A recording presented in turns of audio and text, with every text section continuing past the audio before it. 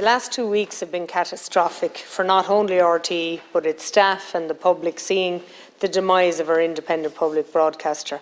We heard of a scheme designed to cover up payments to the presenter Ryan Tubridy that, if revealed, would contradict the fact that he was supposed to have taken an 11% pay cut. Thereafter, the existing chair proclaiming it was a scheme designed to deceive. Ryan Tubridy may well have been a symptom of the problem, but he was by no means the cause of what seems to have spread like a cancer throughout the organisation.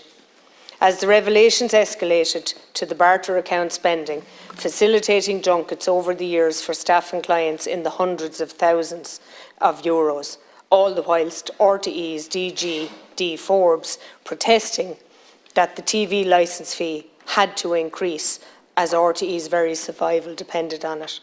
The board of RTE have scapegoated the obvious and have absolved themselves of any real responsibility. The board's lack of knowledge and interaction with the executive board would question the rationale for having a board in the first place, in circumstances where they appear to have absolutely known nothing about it. The damage caused is massive. Staff were lied to and are feeling let down. Morale is on the floor. The public no longer has confidence, and en masse they say they won't pay their TV licence. It's even in doubt if the commercial sponsors will stay or go. Clearly, the national broadcaster is in financial peril. In any functioning democracy, an independent media broadcaster forms an essential part of the checks and balances in that democracy. We've seen right across Europe the rise of the alt-right, and concurrently we have seen fundamental change in the use of media platforms underpinning this change. Media moguls control large parts of the national narratives in many democracies. There has been a dangerous evolution of the last 30 years. Billionaires like Elon Musk and Rupert Murdoch have the ability to control a lot of the global narrative. We cannot allow this to happen in Ireland. At a time when independent media is crucial to a functioning democracy, we have arrived at this dangerous intersection. We must put in place checks and balances that work for the public good.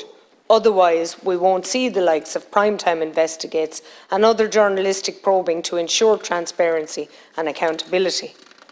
Priority funding for these types of programmes must be made, Minister.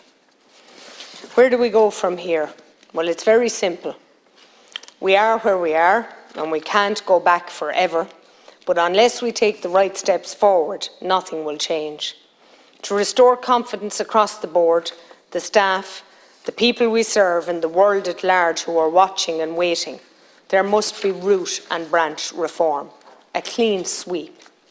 The existing board and the executive board must be replaced to give any credence to accountability and transparency. The die is cast, and sympathies aside, the board must go. Our democracy is more important. If we are to fund RTE, the public must have confidence in it.